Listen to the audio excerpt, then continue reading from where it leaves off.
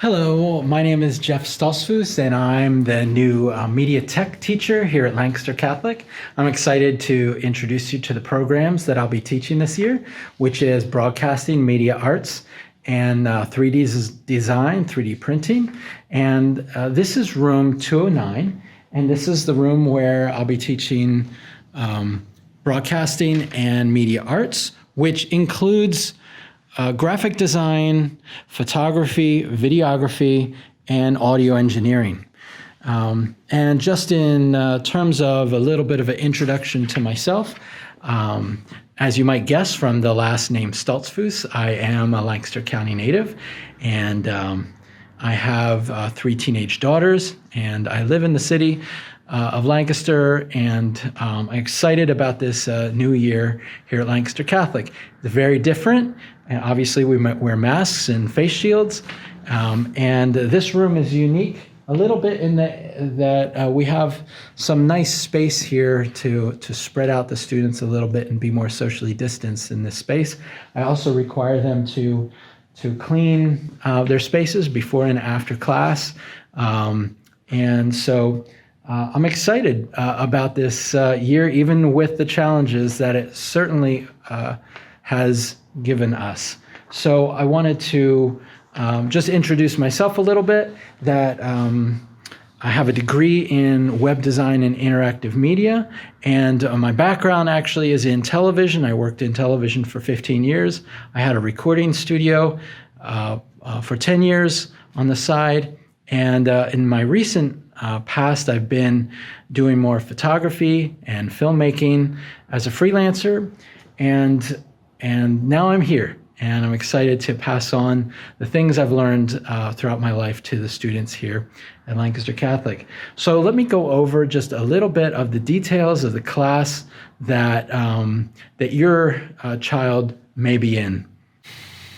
Okay, so I wanted to sit down just for a moment and talk to you just a little bit about media arts. So media arts is a wide range of discussing how technology and art combine to create design, photography, all the visual arts, and audio engineering, which we will get to at some point this year.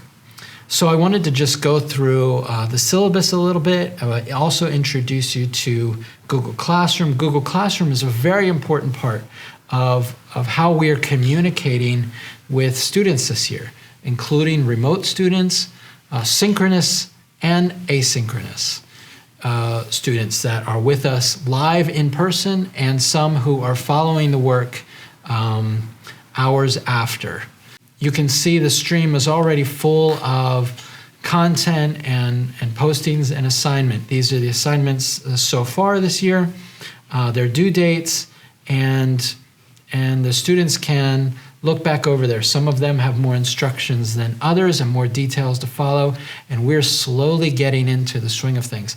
I don't think we have it all 100% figured out yet. So thank you for your patience as we continue to sort through the best way to do this. But I wanted to run down at the beginning is the syllabus. The syllabus is also in Rediker plus portals that you might be familiar with. But I just wanted to run through a little bit of this to just make sure that I didn't miss anything. So we are going to be teaching Photoshop, Illustrator, and some of the other Adobe products, but unfortunately some students at home, all the students at home will not have access to that. So that poses additional challenges, and one of the reasons why we've decided at the beginning of the year to try to use a few cloud-based, browser-based apps. And so we're doing our best to teach the principles of design and art in that way. So some of what we'll be covering this year, like I mentioned, in graphic design, we already talked about form versus function, why we make the design decisions that we do, and solving design problems. Then we're going to be talking about photography, and we will need the students to be able to have access to some sort of camera. The better the camera, the better the images that they can produce.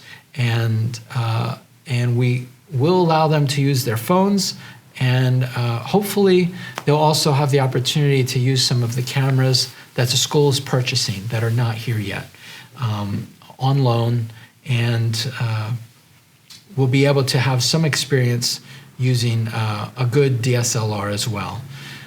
Eventually, we will get to audio engineering and filmmaking this year, and that'll be later on in the year. Skipping over the classroom just a little bit, expectations are listed here in the syllabus. We will be reviewing each other's work, and so there's some conversation in there about that. Homework, most of the work in this class will be able to be done in class, with the exception of photography, where benefits from being out and around and out and about in the world. And so you may shoot at home, or even better yet, take a walk and take a photo walk, which I just enjoyed doing for the fun of it. And take your camera and see what types of images you can capture. That will be later on in the year. One of the other things that they will be required to do is an independent study project, and this will exercise their muscles in being able to work on a larger project in a more independent way. This will be introduced more in the second quarter and will be a larger project that they can choose out of one of the 4 primary subjects. As well, one of the things that they'll be doing is creating an online portfolio, and this will be a type of website that will be able to show off the work that they produce and the designs that they create and the photos that they shoot. Grading will be based on ongoing assignments and homework. Participation is a big part of this class, the independent study project, the design portfolio, tests and quizzes. For remote students, it's especially important for all remote students, synchronous and asynchronous students, to communicate well with their teachers this year. Communication is never more important than this year, despite the challenges that it is to communicate. I'm available by email, in person, or by telephone if necessary. And I'm glad to be on video chat, whatever works for you to communicate, to make sure that we're doing the best job that we can to get through and teach the students here. You will be expected to be on time, logged into Google Classroom and the attached Google Meet. I am interacting with the students in that space and looking at their work occasionally and checking in and doing my best to make sure that they are on track with the design process.